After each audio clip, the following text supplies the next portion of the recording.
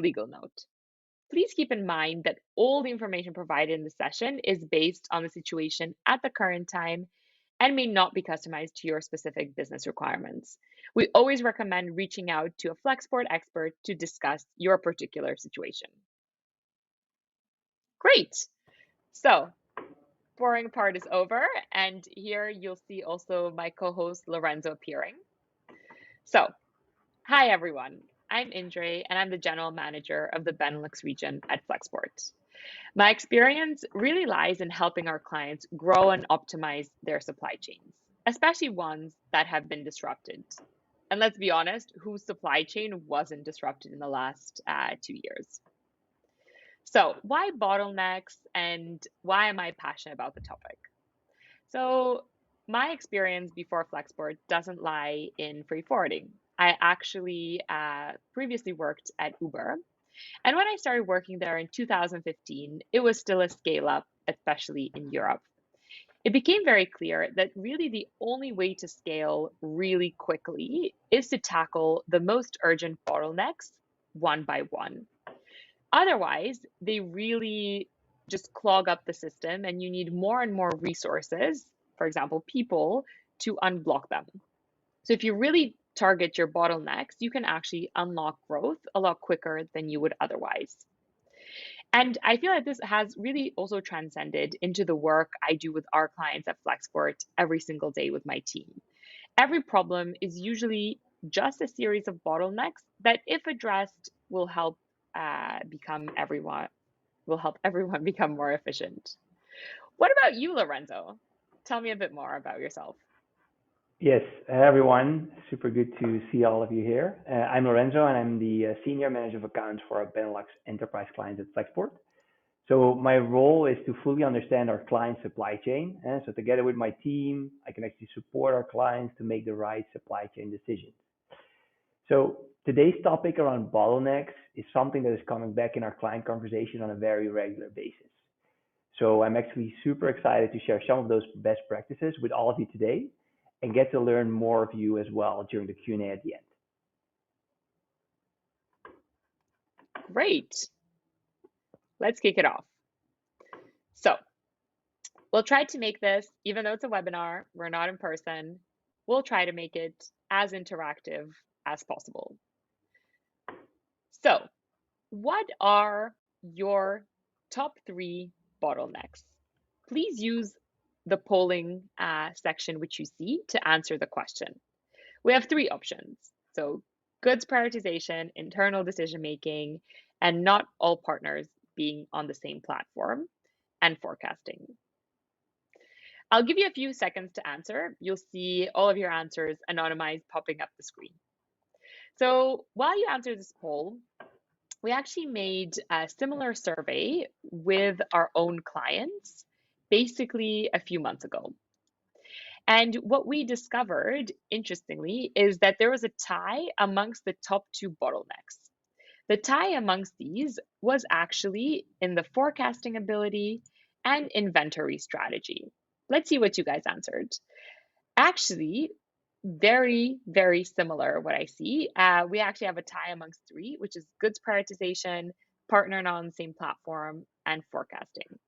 And we don't no longer have a tie, it's forecasting. Good thing we'll be talking about that in a short while. Great. So on the next slide, if we go back to our deck, you'll see the full survey results. I won't go through them in a lot of detail now, but please make sure you take a look when you get the recording and the deck. Great. So let's get into our topic. So today we'll be addressing the optimization of supply chains, a topic that I feel a lot of people cover, but tactically, I don't feel that it's addressed in many of the forums that I've listened to experts talk about it. At Flexport, and I'm sure at a lot of other companies, we look at global logistics as a relay race of unstructured data, which is also what you can see illustrated on the slide in front of you. There can easily be at least 15 different parties involved between the moment your order is placed at a supplier until the moment that you have cargo safely stored in the warehouse. And during that order life cycle, there will be numerous physical, but also digital handovers of data. You can imagine that this is really a perfect ecosystem for bottlenecks. The more parties you tend to have, the easier it is for bottlenecks to form. And today we'll talk mostly about internal bottlenecks. Why? Because I do feel that frequently, especially in such difficult circumstances where we have a changing geopolitical situation, a pandemic, we all, very human, tend to first blame the external circumstances. But I do feel that external bottlenecks are really hard to control. And what we can do and what we can control as individuals working for different companies is really the internal bottlenecks. And I think what you'll find out today is that some of them are a lot easier to control than you may think. Yes, exactly, indeed, Indra. So frequently, when we talk to our partners and customers, like on a day-to-day basis, we mostly see that sort of the blame responsibility is always like looked at also at the external events, which are numerous these days. So we just want to like before we go into the internal bottlenecks, first like have a look at one of the sort of the most common external bottlenecks that are all top of mind for everyone here in the room as well. So I think the main one that everyone will remember is the Ever Given, and that blocked the Suez Canal for 6 days. Up to 10% or more of the world's global trade was blocked because of this. It's quite a yeah a very large number, 10%. So this actually caused delays and downstream impacts like equipment shortages, port congestions for months to come after that. So if you look at the second one, which is still reaching the headlines frequently, are the lockdowns of major Chinese cities following the Chinese zero COVID policy. I think Shanghai is actually still in lockdown as we speak, and it's also disrupting the global supply chain. So the numbers are changing daily, but what we now see hundreds of container ships waiting in front of the Shanghai port to actually enter the port. The port is actually operational, but there's a trend, a 30% drop in demand due to the lockdown. So there's 30% less production being available to move on the ships. Um, so the fear, what we're seeing at the moment also in our industry is that with the reopening of Shanghai, this will probably create a massive bottleneck because everyone will want to ship out that backlog of goods. And if you are waiting for weeks because your suppliers is in lockdown, well, then you have a very big need of shipment whenever the lockdown is being lifted. So, and you all can imagine that this can create again ripple effects all over the world. So another external bottleneck, which is a bit closer to home, is the lack of warehouse space in the European mainland.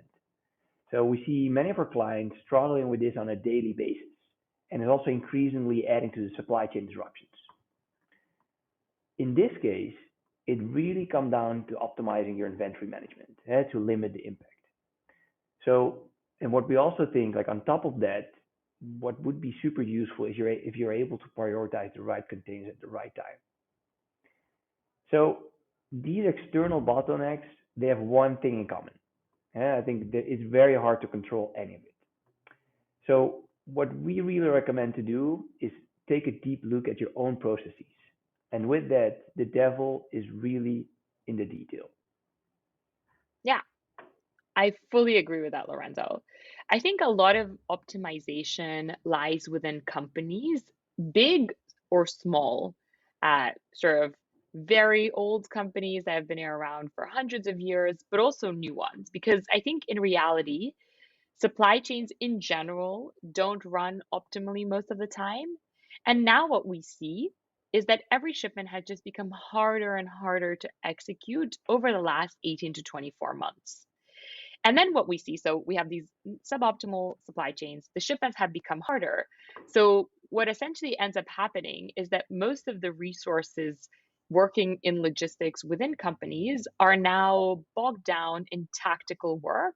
And anytime that they used to use on strategic process redesign is just no longer there. And that's why I would suggest that even though it's hard, that we start there first, a good hard look at our own processes. Yeah, yeah, that is actually a great point, Indra. So, but then if we need to look inside, like where do we start? I think that's the main Yeah. question here. So, in general, company organizations are complex, their processes are intertwined, and we all know that you actually need resources to really tackle these issues. And let's be honest, like these extra resources are not always available for a lot of companies. Yeah. I fully agree. And I think a lot of companies, and probably ourselves, even have flex boards, and it doesn't even limit to logistics, is we have too much to fix. And I think it's so easy to get overwhelmed by the list of processes and sort of problems that pop up every day and trying to fix everything just by making a long list. That's why I think prioritizing where your top bottlenecks are, which is what we're going to discuss, is a much better solution and really tackling them one by one, addressing one in depth, getting through it, and then tackling the next one. I'm sure that actually a lot of you have heard of the 80-20 rule. For example, in this case, 80 incidents are usually caused by 20% of the problems. That would be one way we could interpret the saying in the world of logistics, or at least how we see bottlenecks being formed. However, sometimes the supply chain may not be digitized, and you may actually not know what caused 80% of these incidents because maybe a lot of it is not visible to you. So, what do you do then? Well, you actually start with identifying your bottleneck or the key constraint that holds back throughput. Okay, so that indeed makes sense, Indra, but how would you do that in practice? Yeah. Yeah. Well, okay. So, first, you can identify the bottleneck by seeing where you have the greatest upstream inventory piling up and low inventory at the next step. So, on a side note, this is actually a concept that was invented by Eli Goldratt when he wrote a book called The Goal. It was actually written, if I'm not mistaken, in the 80s, but I really don't think it's an outdated concept. You can really use this in modern day situations. So, for example, there is a bunch of containers waiting at the port to be customs clear, say in Rotterdam. That is a bottleneck. The low inventory at the next step, so at let's say your distribution warehouse, is the amount of bottlenecks that are being cleared. There are less and less containers that are being cleared every day when they are arriving. Clearly, that process is a bottleneck. Alternatively, you can see which downstream steps are most in demand of upstream parts that are being idle. So, for example, there are always too many full time employees working at the warehouse, but they seem to be idle. And maybe you're not even clearing containers that fast when they arrive at the warehouse. Why is that? Is that there is a lot of containers arriving and they're being cleared sporadically and warehouse staffing patterns don't match? Or is it something else? And I think because logistics is such a relay race, you really need to look at the process, look at where you see discrepancies, and try to sort of really figure out what is at the bottom of this. For example, we implemented this in practice in one of our fashion clients who use a large shared distribution center to store their goods before they go off to sort of through their e-commerce channel. So we saw that a lot of goods arrived on time at the port of destination, at the port, sorry, of arrival, but somehow they were not on time in the distribution center, and thus they were not ready to ship out to customers. This was odd because the distribution center is relatively close to the port. So, what actually had happened is the customer success managers who are responsible for customer complaints really saw this as just sort of a flag that they flagged to their overall team because there were so many customer complaints that goods were late. So, what we did together I sit through the customer success managers and the logistics team, and we went through the process and we went sort of down the chain and realized what had actually happened is that trucks were arriving during the wrong slots at the warehouse. And some of them would be cleared and would arrive at the right slot, but most of them would be turned around and go back to the trucking company warehouse and sort of try again the next day. And this wasn't really visible because none of it was digitized. None of the company's employees sat at this distribution center because it was sort of a shared center and they had offices in another city. And this also just sort of shows the importance of really understanding the full chain. Okay, so now that we've concluded that identifying bottlenecks and the best way to fix them is to unclog your supply chain, shall we move on to discuss what the potential bottlenecks could be and provide some possible solutions? Yes, let's do it. So there are typically four bottlenecks that we see with our customers and prospects. So there are three, let's say, root cause bottlenecks, and then we got one more overarching one. We'll just go through them one by one. So the first one is lack of data. Data is really what powers accurate forecast. It can help you to give real-time updates, and it can allow for fast decision making on, for example, rebooting or mode changes. So that's the first one. Then the second one is a lack of control. So, and this is more related to like internal processes. Those are easy when everything works as it should. But as soon as it gets complex, like you need to be able to make a quick decision by sort of setting up more automated internal processes and aligned decision matrices.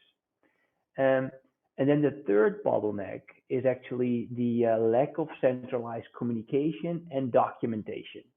It's a bit of a bigger bottleneck, but what we actually see is that by tracking communication and documentation from supplier to customer, you are better positioned to work together to find ways and to improve these processes.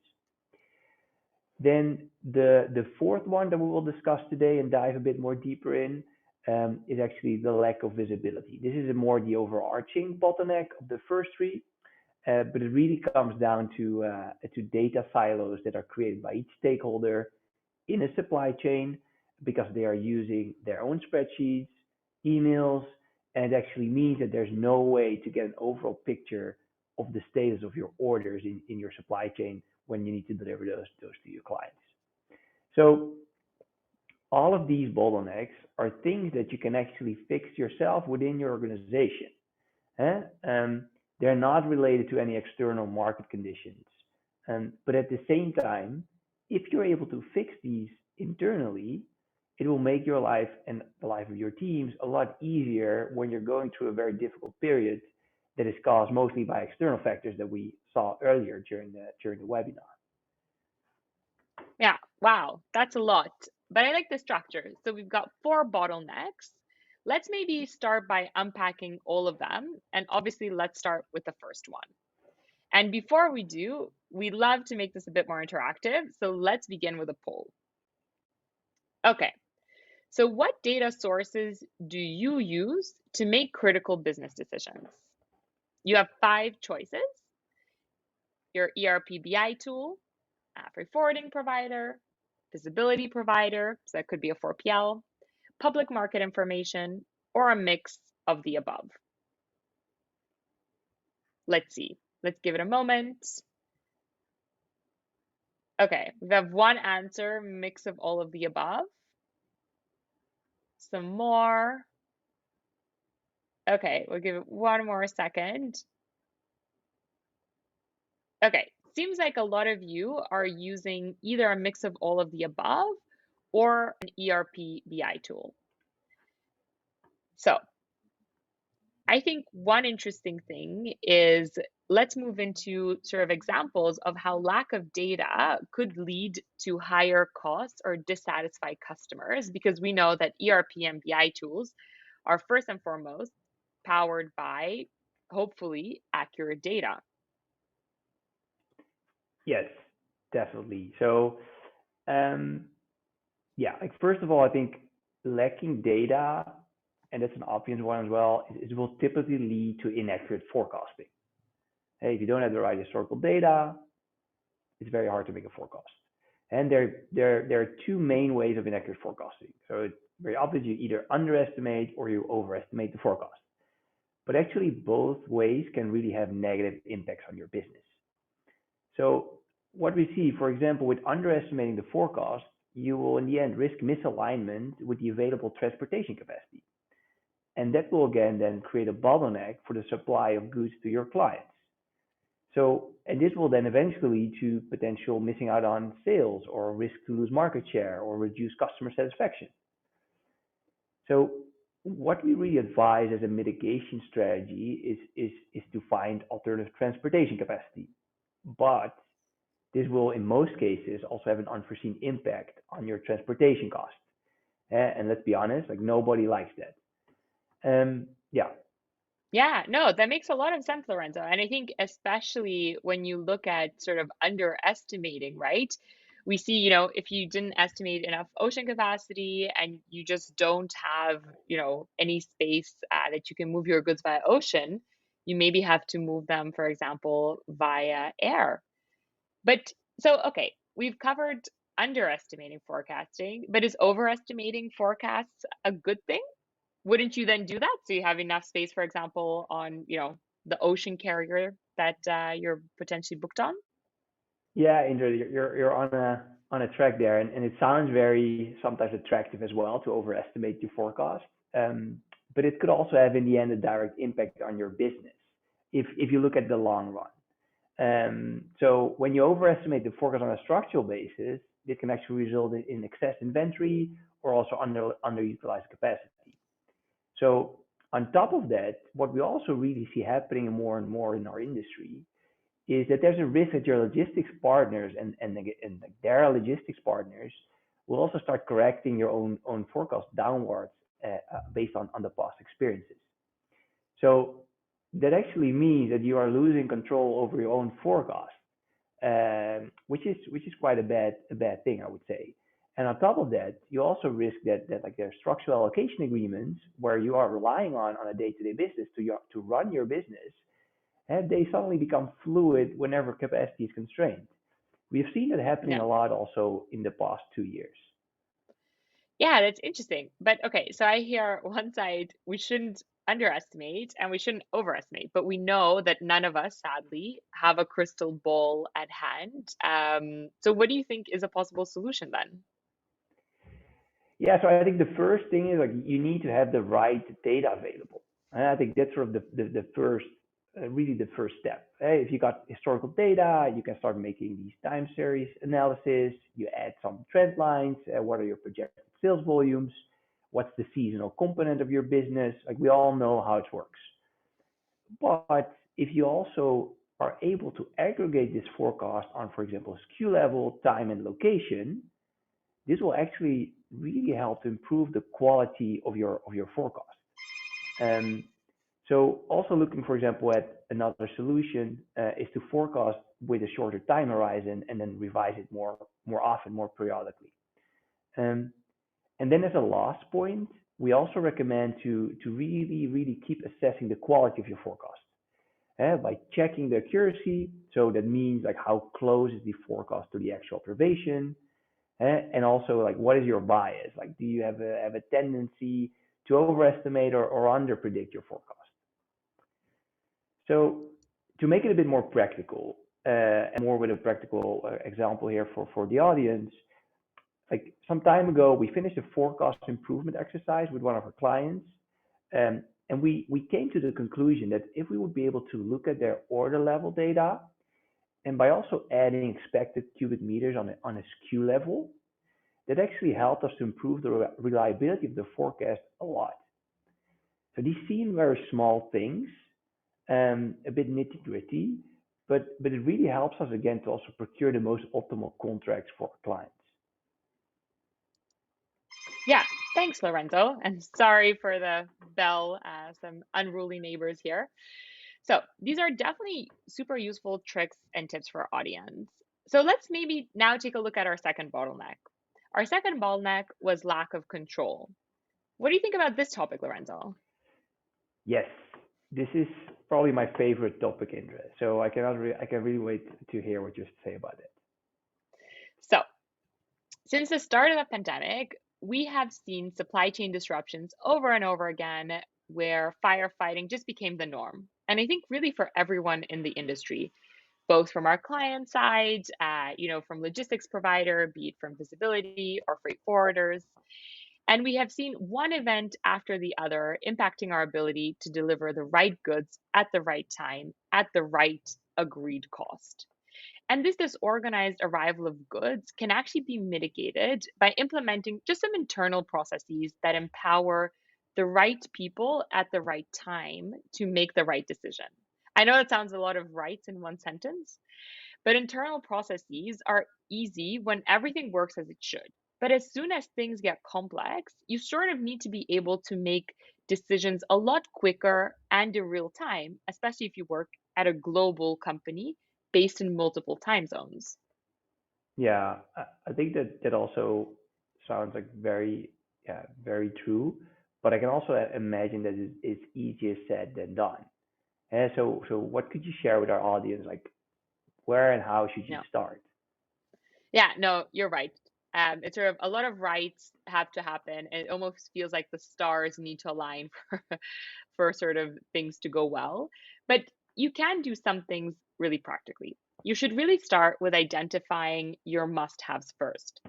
So, firstly, every organization should have a clear escalation process in place. I think that is the number one thing we see that companies really don't have. And why is that important? It's so that the right people in the organization will be notified of something happening, usually a bottleneck, in a timely manner. And you should make sure that these are people who are actually empowered to one, either escalate or two, deal with the problem themselves in real time. And we especially see this important now, for example, a lot of companies have origin teams based out in Asia. And sometimes we see that a lot of sort of communication needs to happen back and forth for things to really be implemented. You should maybe enable sort of have some sort of decision matrices that you agree on so that you don't have to have this communication and wait 24 hours for a problem to be solved. And secondly, if you actually set up a process, you can automate even pricing decisions where basically you have multiple scenarios and no one needs to wait for a decision and for someone else to wake up in their time zone or another team to sort of, look at the email. And thirdly, not every SKU is as urgent as the other. So I think it's really a must have to have SKU visibility and to be able to prioritize on a SKU level. Yeah, yeah. So I'm just trying to think out like, hey, what kind of can we give some practical examples as well today, and then about the escalation matrix. I just remember one example of a few months ago where we're having a business review with one of our clients, and we were showing them the on-time performance, and the on-time performance were not very great. So then our stakeholder he said like why didn't you tell me before? Like why is this happening, and why am I only hearing today? And then actually we were sending these updates and we were notifying people within their organization like whenever there were any delays. So the there were persons they were aware in their organization, but within that organization there was no clear escalation process, so it never reached our stakeholders, which I think is a very great example of why it's important to also clarify this escalation process. I think another example is also where we, with some of our clients, we create a decision matrix where we actually defined how we could execute certain shipments based on, I don't know, things like the must arrive by date of that shipment, or is it an urgent PO, or is this PO part of a certain product launched? So based on this agreement between Flexport and our client, we were actually able to make pricing, routing, mode decisions on behalf of the client. And this is then also giving us the opportunity to react extremely fast and make, for example, use of capacity opportunities that pop up only for a short period of time. So without that speed, there's actually a risk that you or that we would have lost the capacity if we needed to wait for approval from the client. So I think these type of decision matrices, they can of course also be created internally within bigger organizations where there are different teams that maybe need to align on this before making a decision. All right, then let's go to lack of centralization. That's the bottleneck number 3 of today. Um, and this is really probably one of the most critical challenges in current global supply chain. Um, this is actually, yeah, it's all about the lack of centralized communication and documentation. I think it's really a classic bottleneck of which the impact can easily be underestimated because it's actually very, very hard to track the impact in a structured way. So there are some good practical examples that we can dive into now. Um, so it really starts with your suppliers that need to fulfill your orders with the correct SKUs in the correct quantities. So I can already hear what you're thinking. Like this sounds pretty simple, right? Um, but we actually see very often that it already can go wrong here, and the first delays in your shipments are affected. So what we see is that communication around orders, they get easily lost in different email threads that need to be followed up by different people in the teams. Um, and it's really hard to keep on top of it, especially when you have a big supplier base and a big team managing those suppliers. So by using order management software, you're actually able to put in safety checks to prevent this. And to give you an example, so if you look at Flexport order management, that is actually integrated with our freight forwarding software. And this will give you the option to flag shipments that are wrongly booked by your suppliers, either wrong quantities, wrong CRDs, or different data points. And it's done also in advance, so you can actually still act and prevent any delays. So when you go into the next phase of the shipment, you also see the timely submission and uploading of key documents like the VGM, shipper's instructions, you name it. That's also really critical to get your cargo on the vessels. So like another very critical point. So how, like the question that I have, like how can you track that this is happening in the right time and in the right way? So also here again, you can leverage software that sends push notifications to your suppliers to assure timely upload. That is like it's a simple tool, but it actually really like prevents again some issues with your shipments. Um, and on top of that, if you centralize the communication, it also becomes way easier for you and your teams to stay on top of it. Like you're not getting lost in email threads. If it's all in the same central location, everybody can see that information. Everybody knows what's happening. And then if you track this information in a structured way, you can also then you're able to yeah, you're basically empowered to manage the performance of your suppliers in a structured and data driven way. So actually you can make supplier scorecards, like how is this supplier performing on submission of bookings in time, or booking the right quantities, or booking the right POs. Yeah, so you can really also work with your suppliers to make sure that the service and their service and the cooperation goes a bit smoother again in the future. Okay, interesting. So you're saying, Lorenzo, that using software would help manage the order process, timely document submissions, and tracking data. And that seems like these could be some of the actions that organizations can take to reduce the impact. Do you have any other examples? Yeah, I do. And that's probably the example which is causing most of the delays. And that's actually which is like missing or incorrect documents that are happening during the final stage of the shipment life cycle. So more or less just before that the goods are arriving at your client or your client's warehouse. So we all know how important it is to accurately submit your customs declarations and that the devil really sits in the detail with that. So, and what we see is that late or incorrect submissions of these documents, like the commercial invoice or the packing list, it can block your customs clearance. And if your customs clearance is blocked, it blocks the final delivery to your warehouse. So let's throw in another poll, and super interested also to hear, yeah, what the audience today is thinking of this. So I think what we would love to understand a bit more from you is how many of your shipments are currently delayed due to inaccurate or missing paperwork. So option number one, it's below 10%. Option number two, it's between 10 and 30%. Option number three, it's more than 30%. Option number four is on no because you don't have access to that data.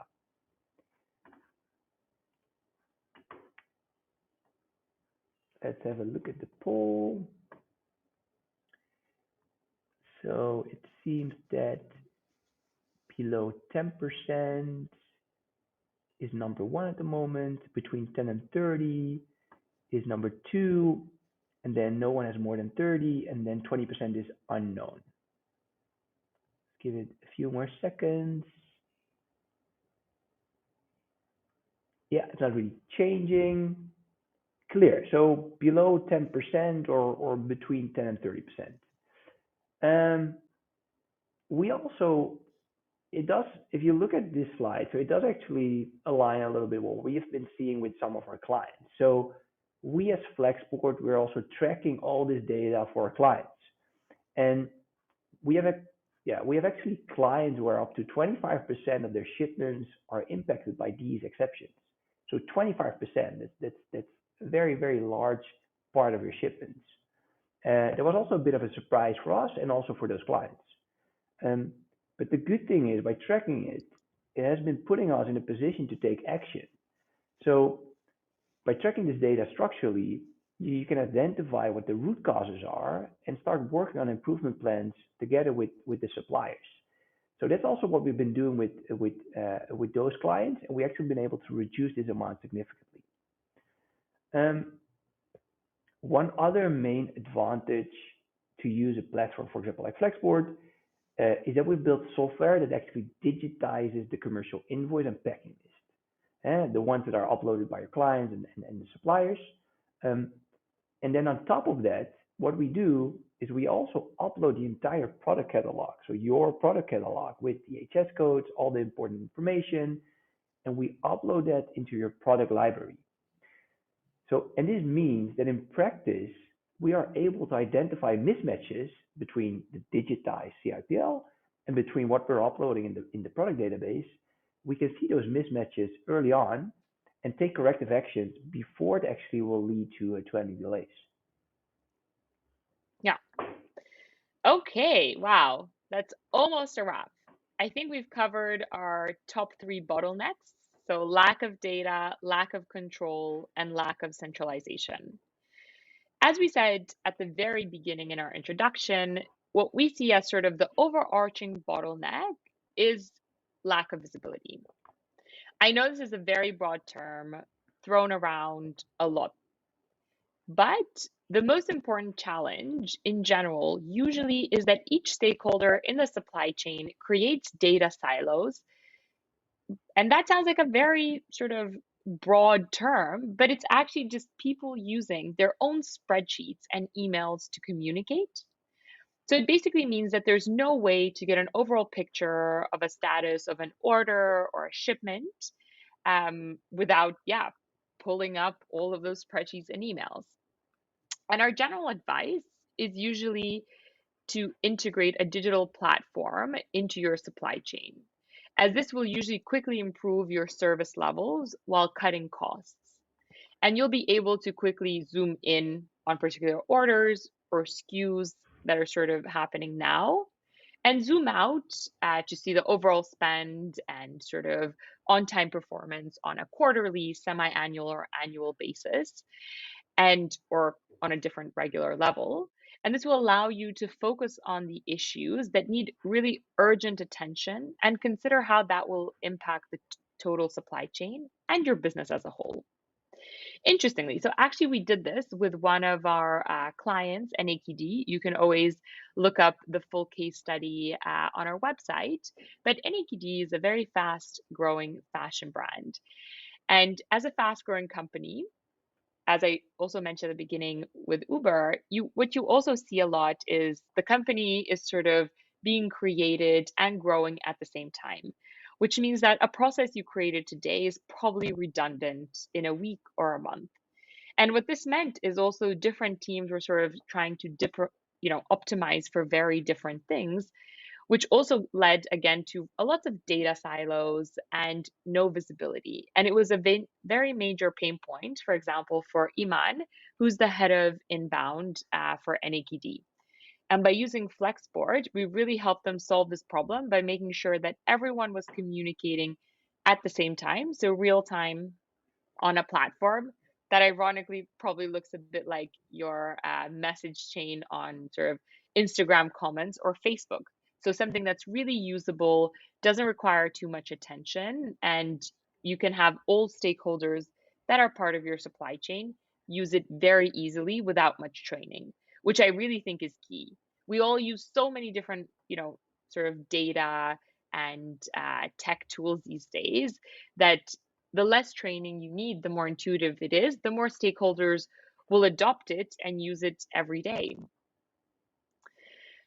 Okay, I think that's a wrap. Lorenzo and I have been talking for 40 minutes. We'll quickly wrap up and move on to your great Q&A. So, we discussed 4 bottlenecks today. Number 1, lack of data. Make sure you equip yourself with the right set of data that will allow you to respond fast to potential bottlenecks. Inventory levels, supplier availability, sales volumes, warehouse space, all of these are important to collect so you have the complete picture of the state of your supply chain. Having this data available on a purchase order and SKU level will really help you make that right prioritized decision at the right time. Okay, number 2, lack of control.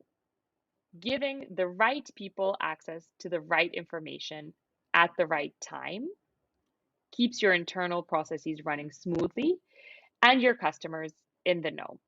In case your internal processes need a revamp, then focus on the must haves first and make sure there's a clear escalation process in place and that your teams have clear guidelines in terms of pricing decisions, especially when there is no time to lose.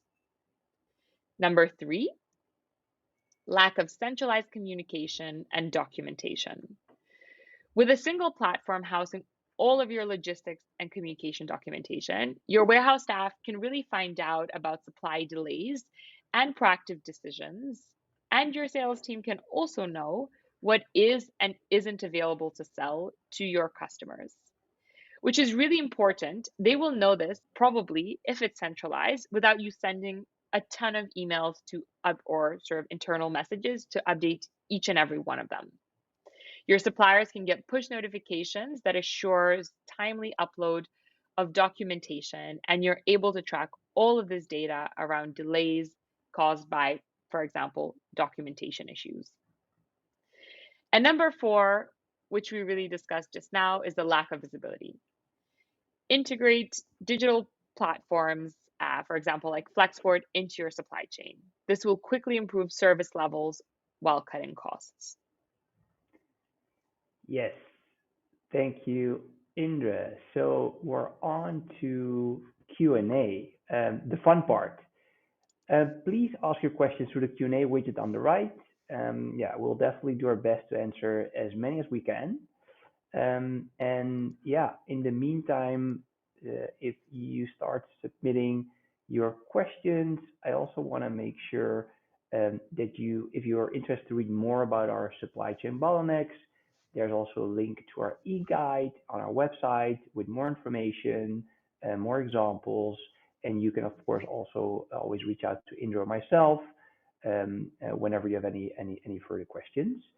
So if we then go to the QA, so we got a first question. So what's the one thing that you would advise our clients to fix first of these internal bottlenecks? Indra, Yeah. do you wanna give it a stab? Yeah. Okay. Well, first of all, it's hard to pick, I think. I think if I think about sort of what I see usually having the most impact with a lot of our clients is really making sure the right people know what to do at the right time. I think a lot of times what I see in organizations, there's different teams doing different things, and they sort of not necessarily not trust each other, but they all have differing processes that sort of rely on each other. I would really say make sure you have some pricing matrices, decision matrices, and escalation matrices. They don't have to be anything fancy. A simple table saying who can do what in which thresholds will already probably alleviate a lot off of your team. Make sure that the right people can make the right decisions at the right time. And also, it'll give more empowerment, which I think is a great fun. But Lorenzo, what about you? So I yapped on about mine. What would Yeah. be the one you would pick? Yeah. So no, definitely also would not disagree what you were saying, and I also find it really a hard one. So if I look at data, it is of course super important, but what we really need is actionable data. So just plain data, it will not save the day. If you get a data provider that is just pushing data into your system, but you're not able to action the data is not really reviewed in the right context, it ends up to be pretty useless, to be honest. So I would probably, if I need to recommend one, is fix the lack of centralization first. I think this will take away so much noise for all these different stakeholders in your supply chain, the different teams, your receivers, your clients.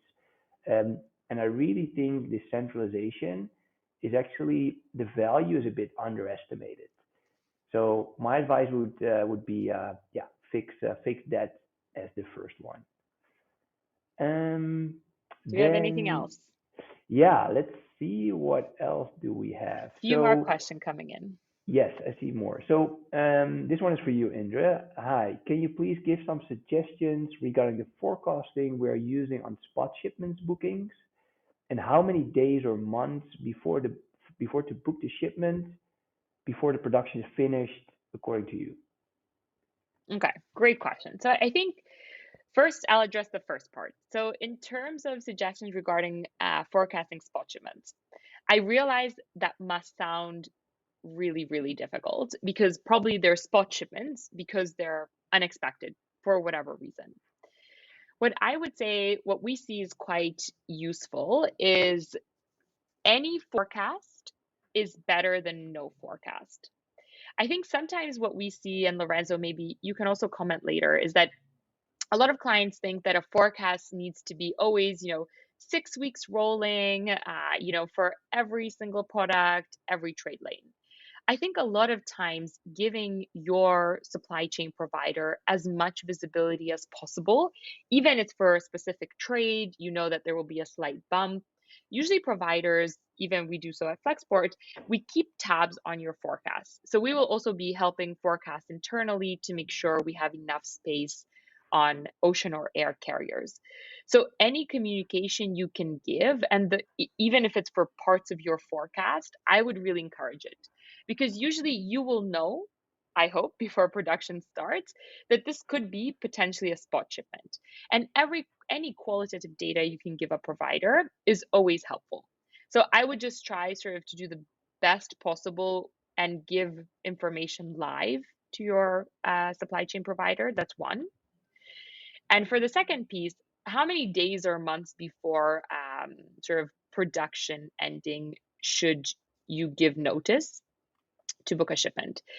That's sort of, I think you all have heard this sentence, as long as possible, as far as possible in advance. And I know that seems very difficult, especially in a world where, production may be stopping because your sort of factory in China may be closed, or maybe it's reopening very suddenly. I think before the pandemic, what we saw is that 14 days or 2 weeks was enough. During the pandemic, I think we've been advising clients to do at least 2 to 4 weeks in advance, ideally four. I think the truth lies somewhere in the middle. And again, I will really emphasize the real time communication with your freight provider. Because in reality, even if you don't know exactly, it's good to be transparent. Don't communicate random numbers with no context. I think the more context you can give, the more your provider can interpret the information and help do the right thing and estimate based on what they know of your company and your supply chain patterns when you should book it. What do you reckon, Lorenzo? Yeah, no, I think definitely that definitely covers it. So I don't have much to add there. And then also looking at there's some more questions coming Great. in. So the Let's move next on. one, yeah, I think this is, I can give a stab at it. So the question is, what sources of data info slash information providers would you recommend? So I'm not gonna here say everyone needs to work with Flexport, but I'm gonna try to give my opinion a bit more on an industry level. Um, so what you see currently in the market going on, you really got visibility providers, and you got more digitally enabled freight forwarders, and there are many there. You got a lot of local heroes, so there's like many to pick from. With the visibility providers, like there are some big advantages. They have a great coverage, but the challenge there, and that's also what I think mentioned a bit earlier. I think what you need as a to manage your supply chain, you need actionable data. Like just plain data without context is not really gonna help you a lot. So there needs to be some sort of tool for you to actually, like, or somebody or company or a piece of software that translate that data for you into an actionable insight. Um, so what I would really recommend to everyone, if you want to choose your data provider, um, really think about, is this provider just ingesting plain data to me? Or is this provider actually also adding context and maybe also having some human intervention of making sure that that data is also, let's say, vested. In that way, you can actually also make it actionable data. Yeah, anything, Indra, from you on this one? No, I fully agree. Yeah. Do So we have, yeah. yeah. I think we got more. Maybe Indra, you want to maybe give a quick one on well, I can actually do that as well. So another question here is an update on the Shanghai situation. So I think it's top of mind for everyone. Um, so yeah, very practical, very relevant. Um, what we at the moment see in Shanghai is actually there's a drop in demand. Like there's still the lockdown is still extended, no changes. Um, they start already. There are some areas in the city where they're trying to restrict or lift some of the restrictions, but it's very minimal. We don't see really a big change in policy. So the ports are fully operational, so that's a very good thing. But the issue is your suppliers that are in that area, like they're basically in lockdown, so they can't produce. Truckers are very hard to find, so it's very hard to get your cargo actually to the port. So that's why we see this 30% of drop in demand versus, for example, last year in the same period. Um, and this is then also creating this additional congestion in front of the harbor because vessels are not coming in. They're just waiting until there's enough cargo to ship out. Um, so the expectation at the moment is when Shanghai will reopen, we will see again a very big bottleneck because then everyone wants to ship out their goods, yeah, as soon as possible. So that's a bit where we are at the moment. So the situation is very in flux. But yeah, we expect some challenging times coming through whenever it will reopen. But also there, like maybe in 2 months' time or a month time, we'll see another city again in lockdown. Like that's something that will probably keep happening throughout this year as well, and definitely in China. All right. I think Great. that's a wrap. Yeah, that concludes today's webinar. Thank you so much, Indre, and also Rimke at Backstage, who has been helping us to run the show today.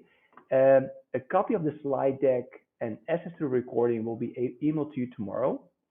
I want to thank everyone here that attended today for joining us, and enjoy the rest of your evening. Thanks so much, everyone. Bye bye. See you next time.